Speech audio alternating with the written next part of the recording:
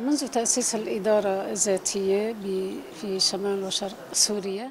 جي دەستپێکا دامەزراندنا رێڤەبەریya خۆسەر دەوڵەتا ترک هەوڵدەدا کۆ دەستکەفتیان vê rêveberiye ji holê rake êrişên xwe bênavber li dijî herêmên Bakur û Rojhilatê Sûriye didomîne. Dagirkeriya dewleta Tirk bajarên Efrîn, Serêkaniyê û Girê Spî dagirkir. Lê armanca serekeya dewleta Tirk têkbirina projeya rêveberiya xweser e, lê ew naghêja armanca xwe.